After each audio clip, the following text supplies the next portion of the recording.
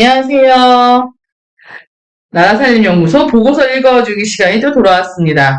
정창수 소장님과 함께합니다. 네, 안녕하세요. 나라살림연구소 정창수입니다. 네, 좀 웃으면서 방송하세요. 딱 이렇게 얼굴 굳어져 있고 피곤해 쩔어 보인다는 구독자님들의 말씀이 있었습니다. 네, 오늘은 나라살림 보고서 중에 지금 총선 시기하고도 연관이 돼 있고 언론 보도에 또 가장 많이 나왔던 주제를 심층적으로 소장님과 함께 다뤄보고자 합니다. 네, 바로 그 예비타당성 관련한 보고서인데요. 저희 손종필 수석이 만들었습니다. 2019년부터 2023년까지 예비 타당성 조사 결과 및 면제 사업 분석을 보고서로 작성을 했죠. 지금 제목을 보면 예타 면제 최근 5년간 106조 원이다. 근데 제도가 유명무실하다고 하는데 소장님이 좀 자세하게 오늘 좀 설명을 해주시기 바랍니다. 예, 그 예비타당성 제도는 예전 IMF 겪고 난 다음에 정부를 좀 효율적으로 운영하자. 그런 차원에서 만든 제도입니다. 그 각각의 부처한테 사업을 맡기면 그 사업 부처가 어떻게 하겠습니까? 그 보고서를 당연히 타당성이 있다고 하겠죠. 자기들이 하자고 한 일이었으니까. 그래서 이거를 그러면 제3의 기관에서 이거 타당성이 있는지를 한번 예비적으로 해보자 해서 예비타당성 조사 제도인데요. 이걸 하고 난 다음에 그 우리나라의 그 사업들의 한 반 이상 정도가 이 부적정이나 뭐 이 부정 의견을 받아가지고 사업이 진행이 못 되게 되었습니다. 아마 제가 볼 때는 이 제도가 없었다면 우리도 일본처럼 토건만 하다가 나라가 거덜날 가능성이 있었을 것 같아요. 맞습니다. 그럼 예타 대상인 사업이 500억 이상이면서 국가 재정전의 규모가 한 300억 이상인 건설 사업, 정보화 사업, 뭐 이런 사업들을 말하는 거죠? 네. 뭐 사회복지나 보건, 교육 쪽도 사업들이 있고요. 그렇지만 대체적으로는 가장 많이 하는 사업들은 건설 사업들입니다. 그래서 저희가 2019년부터 2023년까지 저희가 그 예비타당성 조사 대상 사업이 어떻게 됐나 뭐 알아봤더니 지금 표에서 보시는 것처럼 지금 전체가 108건에 97조 정도 되는 대상이 있었습니다. 그 중에 97건에 80조가 통과됐으니까 건수는 거의 90%, 금액으로는 80%가 넘는 액수죠. 그리고 여기서 보시면 작년에 조금 통과율이 좀 떨어지긴 했는데요. 대체적으로 그 전에는 90%, 심한 경우에는 그 2022년 같은 경우에는 95%가 통과되고 액수는 99%가 통과되는 그런 걸 보여주고 있습니다. 그래서 이러니까 저희 평가는 유명무실해졌다라고 좀 보고 있습니다. 네, 그러면 쭉 좀 자세히 아주 꼼꼼하게 보고서 잘 작성하셨어요. 그래서 기관별로 예타 통과 현황도 나오고 또 BC가 1 미만이죠. BC가 뭐죠? 지금 경제성 분석이죠? 네, 경제성 분석입니다. 그래서 물론 이거에 대한 논란은 많이 있습니다. 하지만 여기서 이제 가지고 있는 또 방법론이 있는 건데요. 거기서 그 BC가 1.0 이하라는 거는 경제성이 좀 더 그 적자다 이렇게 볼 수 있는 거죠. 그래서 그럼에도 불구하고 우리 여론이 굉장히 안 좋았어요. 경제성이 없더라도 지역균형 관련해서는 좀 신경 써줘야 되는 거 아니냐 그래가지고 그것을 좀 보완하기 위해서 AHP라고 계층화 분석법이라는 것을 사용했어요. 그래서 거기서는 한 0.5 정도만 돼도 되게끔 했습니다. 그러다 보니까 일이 안 돼도 통과되는 사업들이 좀 있죠. 그래서 그런 것들 지금 표에서 보시는 것처럼 19년에 뭐 수도권 광역급행철도 GTX 관련한 게 0.516이에요. 놀랍죠. 왜냐하면 GTX 하면 경제에서 있을 것 같지만 없다는 거예요. 근데 그럼에도 불구하고 어떤 여러 가지 정책적 고려 속에서 된 거고요. 대체적으로는 0.5에서 0.6 사이에 다 몰려 있는 것 같아요. 그래서 뭐 보시면 아시겠지만 그 뭐 문화부나 이런 데 사업 몇 개 있긴 하지만 대부분은 건설 사업이죠. 네, 그래서 0.5가 안 되는 것들도 수두룩하게 많습니다. 그래서 또 예타 통과 사회복지 사업을 따로 또 조사를 했고요. 그래서 지금 예타 통과 사업비 상위 10개 사업 49조 원 정도가 되네요. 여기서 뭐 조금 설명할 사업들이 있으십니까? 이 10개 사업이 전체 사업의 60%예요. 이게 무슨 말이냐면, 아까 통과된 것이 이제 90여 건이잖아요. 그러니까 나머지 80건은 그 액수 크지 않다는 거죠. 그래서 그 중에서 가장 큰 게 교육부의 그린 스마트 스쿨 조성 사업인데, 무려 11조 원입니다. 그래서 이런 것들이 이제 10여 건이 대체로 큰 거고, 해수부의 항구 부산항 건설 사업이나 복지부의 영아수당 지원 사업이라든가, 그리고 그 다음, 예, 뭐, 국토부의 GTX라든가 이런 것들이 있습니다. 그래서 특히 그 국토부 수색광명 고속철도 건설 사업은 0.489예요.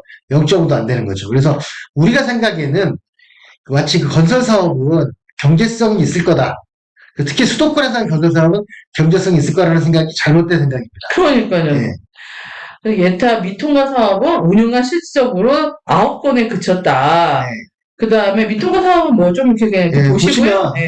보시면 비통과 사업 9건은 대부분 0.5가 안 되거나 뭐 0.3, 너무나도 정책적 고려를 하더라도 너무 좀 문제가 많다는 걸 보여주는 거고요.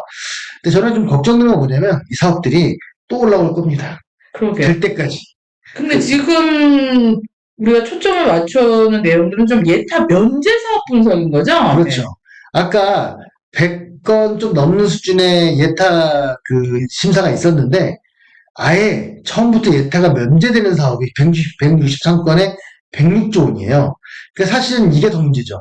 뭐하러 예타 이렇게 면제를 다 줄 거면 뭐하러 제도를 둡니까? 네, 맞습니다.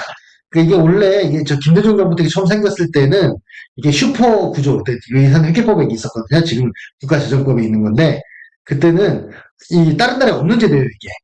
그래서 굉장히 의미 있고 우리나라가 개혁을 하려고 하는 의지가 높다는 걸 보여준 건데 이게 이제 이명박 정부 때부터 4대강 하려고 예타 4대강 당연히 경제성 없을 거 아닙니까? 그래서 예타 면제 사업을 무슨 뭐 재난을 대비한다거나 이제 4대강은 홍수 대비한다는 명분을 내세워서 그런 식으로 만들었고 그리고 이제 그 문재인 정부에 와서는 지역균형을 신경 써야 된다 해가지고 늘리다 보니까 예타 면제가 예타 시행하는 것도 훨씬 많아지는 배보다 배꼽이 더 큰 상황이 돼버린 거죠. 예타의 어떻게 필요성은 궁극적으로는 예산 낭비를 방지하고 네, 재정 운영의 효율성 제고에 기여하기 위해서 도입됐잖아요. 맞습니다. 예, 근데 지금 세월이 흐르면서 이렇게 계속적으로 형해화되고 있는 제도인 것 같습니다. 예타 면제 사업도 10대에 또 이렇게 다 쏠린 거 아니에요? 면제 사업? 예, 지금 20대 사업이 거의 50조 정도 되니까 그 면제된 사업의 거의 한 40% 반 가까이 되는 거죠. 그래서 이게 뭐 그 면제 사유가 법령상 추진 및 국가 정책 사유로 되어 있는데 이거 좀 모호한 얘기지만 정치적 고려가 큰 것 같습니다. 가덕도 신공항 건설 사업이 14조에 이르네요. 네, 네. 제 생각엔 더 늘어날 것 가능성도 있습니다. 그렇죠.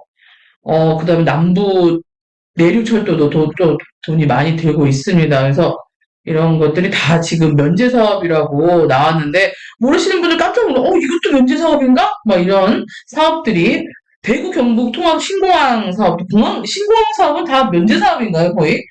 그렇죠. 왜냐하면 여기 제 비고란에 보시는 것처럼 뭐 국가 정책적 추진이란 말이 결국은 정치적 고려를 했다는 얘기죠. 그럼 지금 좀 연관이 되는 얘기가 좀 나올 수 있겠네요? 그렇죠. 그러다 보니까 보시는 것처럼 보세요. 그러니까 어느 하나 건설이 아닌 게 없어요.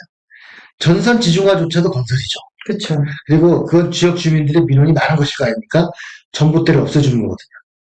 그러니까 이것도 이조인데 그 전봇대 없애주면 집값 확 올라가거든요.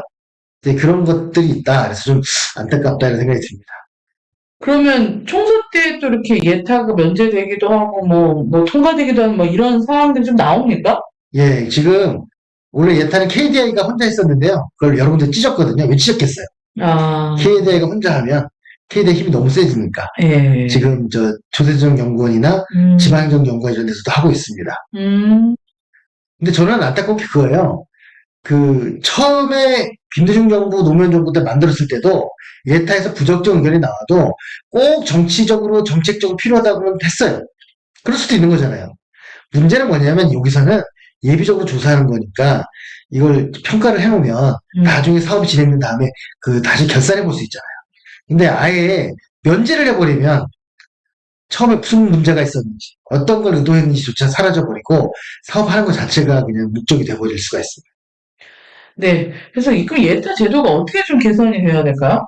그러니까 일단은 그 제도를 일단 면제나 이런 부분들을 줄여서 좀 대대적으로 좀 예타를 대상을 삼아야 되는 문제가 있고요.